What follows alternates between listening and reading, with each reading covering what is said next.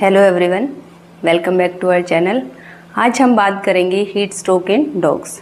इसमें हम कुछ पॉइंट्स को कवर करेंगे। सबसे पहले sign and symptoms of heat stroke, जिसके बेसिस पे आपको पता लगेगा कि आपके पेट को हीट स्ट्रोक हुआ है।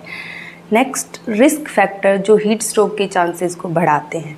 इसके अलावा मोस्ट कॉमनली अफेक्टेड ब्रीड्स कौन सी होती हैं जिनमें हीट स्ट्रोक के केसेस ज़्यादा आते हैं। नेक्स्ट, इन इमरजेंसी आप क्या कर सकते हो, आप कैसे अपने पेट को हीट स्ट्रोक से बचा सकते हो। इसके अलावा प्रिवेंटिव मेजर्स कि आपके पेट को हीट स्ट्रोक हो ही ना। तो सबसे पहले शुरू करते हैं sign and symptoms of heat stroke. तो आपको देखना है, अगर आपका पेट बहुत ज़्यादा पेंटिंग कर रहा है। पेंटिंग डॉग्स क्यों करते हैं?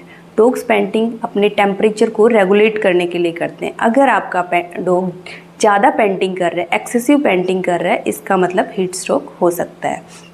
नेक्स्ट, बहुत ज़्यादा ड्रूल कर रहा है, सलाइवेट कर रहा है, या फिर उसकी हार्ट रेट बहुत ज़्यादा बढ़ गई है, तो आप समझ सकते हैं कि हो सकता है उसको हीट स्ट्रोक हो। इसके अलावा उसके गम्स जो हैं वो बहुत ही ब्राइट रेड हो जाते हैं। इन एक्सट्रीम सिचुएशंस वो पर्पलिश भी हो जाते हैं। डॉग वीकनेस फील करता है, कई बार फेंट हो जाता है। इसके अलावा उसको वोमिटिंग एंड डायरिया भी हो सकता है। इसके अलावा इन एक्सट्रीम सिचुएशंस कई बार सीजर अटैक भी आ जाता है, फिट्स आ जाते हैं। तो इन साइन सिम्टम्स को आप एसेस करके पता कर सकते हैं कि आपके पेट को हीट स्ट्रोक तो नहीं हुआ है।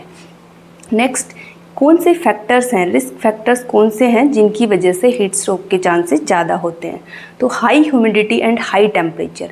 High humidity and high temperature heat stroke के चांसेस को बढ़ाता है।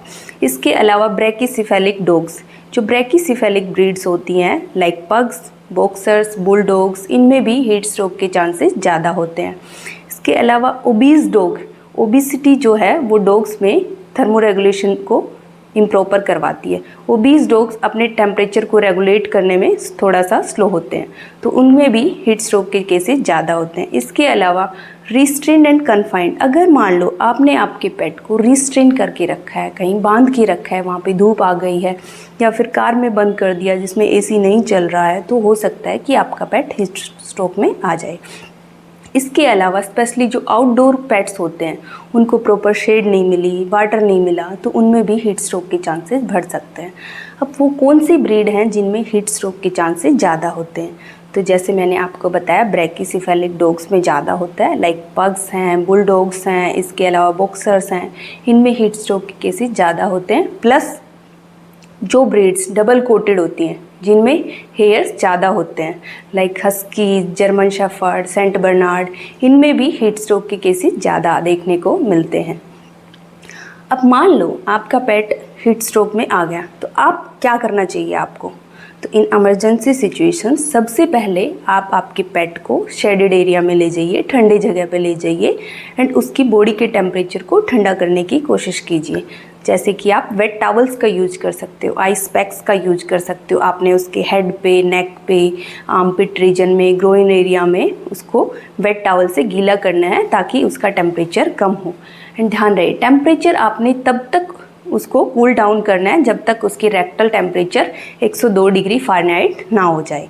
बहुत ज़्यादा कूलिंग नहीं करनी है, आपने टेम्परेचर को मॉनिटर रेगुलरली करना है। इसके अलावा उसको पानी ऑफ़र कीजिए। आपने एनकरेज करना है उसको पानी पीने के लिए, फोर्स नहीं करना। फोर्सफुली आप मुंह में पानी नहीं डालेंगे क्योंकि हो सकता है एस्पिरेटरी न्यूमोनिया हो जाए। तो इन चीज़ों को आप ध्यान में रखते हुए इमरजेंसी सिचुएशंस में अपने पेट को बचा सकते हैं। प्लस आपने आपके वेटनेरियन से कंसल्ट करना है।